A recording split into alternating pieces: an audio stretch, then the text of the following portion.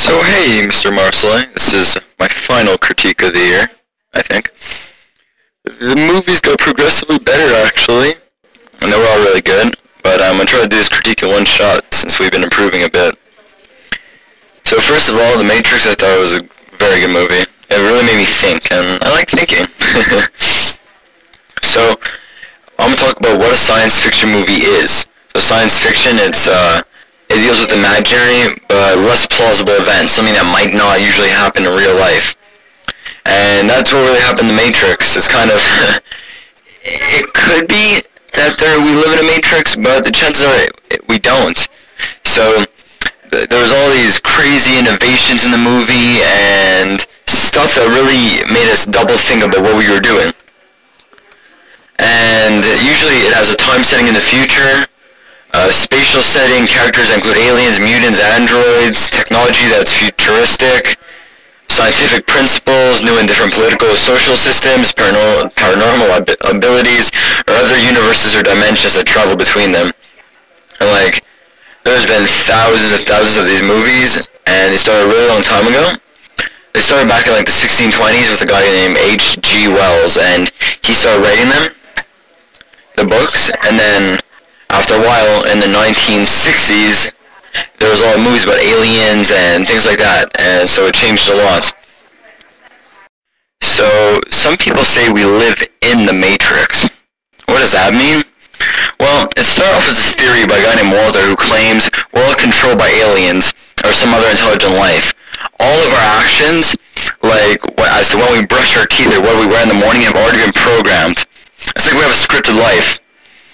And all the dramatic changes in our lives lead to suffering and overall anxiety of the individuals, and it's kind of it's all controlled as to what everyone's going to say to you, what you're going to say to them. Before you even know what you're going to say, it's already programmed, so you kind of have no choice in your life.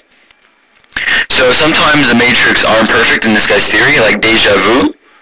He thinks it's a bug in the system, or living on a street called Ontario, the neighborhood named Ontario, and then moving to a province in Ontario is a bug in the Matrix.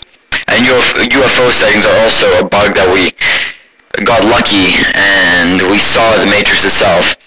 In my opinion, this theory is a little far-fetched, but there's no real proof behind it, but I'll give him the benefit of the doubt. If he wants to believe it, I will not judge him. It's his theories. So, there's also philosophy in The Matrix, as well as being an exciting movie. There's a lot of interesting facts about it.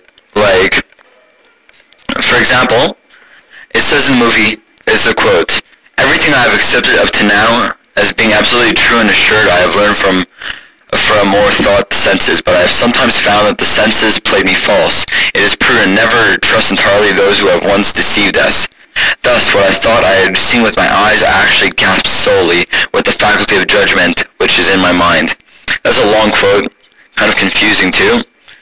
But it goes back to when Descartes was suspicious of his perception.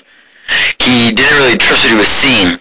And then actually, as he got into the Matrix, he actually found out what the life really was. And he was kind of in a system of knowledge. And this is kind of like philosophy about how not to trust anything in the world, how you can't believe everything you hear. And that was very well said in the philosophical term. Also, all the quotes are very long, but I found a shorter one. It says, "If the doors of perception were cleansed, everything would appear to a man as it is infinite. For man has closed himself up till he's seen all things through narrow chinks of his cavern." And this goes back to Blake. We are deceiving ourselves about our understanding of reality. And this goes back to Plato and how he was arguing how there's a lot of deception in the world, where Descartes believes he is being deceived by his demon about the nature of reality. And it's you really have to look into these things. You have classes, and as you said, there's universities that teach you about it. That's how deep they are. So, while we need to be skeptical, as Descartes is, we should bear in mind that he has, to a certain extent, he's correct. Because he was right in doubting, but at the same time, there was a deeper meaning that we all have to unravel in life, and that's, I think, what they're trying to tell us by this quote. That has been pulled over your eyes. So going on, we're talking about the bullet time in the movie, and that's something we really stress about because it was revolutionary for the time. In the movie, bullet time was really cool. It made a lot of really cool action scenes. So about bullet time, it's also known as frozen time, the big freeze, dead time, flow motion, whatever you want to call it, but it's a visual effect that refers to a digitally enhanced simulation of variable speed. I just read it off the internet, but it's used in films, broadcasts, even video games. And what happens is it's kind of like a slow motion. You see the bullet coming up to your face, and it gave our characters a time to catch the bullet or dodge around it, and a bullet is something that goes so quickly, and we had the time to see it slow down to a point which was insane. And to think about it, imagine Charlie Chaplin from our first movie, him putting bullet time in his videos. So you can just imagine how revolutionary this actually was for the movies. So it started off in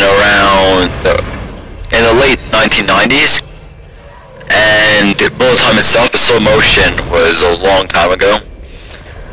But now, bullet time has got to even better. You see, like in a movie called Wanted, they're curving the bullet, and the effects you played with it really is crazy how far it's gone. So finally, my overall impressions of what the class or the movie. Bad joke. The movie was great. I don't think it was my favorite movie of the year. I think One Flew Over the Cuckoo's Nest was my second favorite. Shawshank was my favorite, but this was my third favorite. I liked it a lot. I just didn't like how we didn't learn much about the characters as much as I wanted to. The characters, they weren't stressed about it. We didn't know much about their personal lives, and I kind of like in a movie getting into the character's life. Here is more about the Matrix, and I kind of like that too because it made me think. And it gave me a new perception on life and made me wonder, could we actually be in the Matrix? And I actually really like that too. I'll still say it's a fantastic movie. The cinematography was great. The directing was great. It was a perfect length. It wasn't too long for it to be boring like Lord of the Rings, or too short so we don't get those loose ends. Everything was tied up very well. It was revolutionary for the time. So in total, I'll be fair and give it an 8.5 out of 10. The class itself, I'll give it a 9.5 out of 10. And alright, thanks. Bye bye.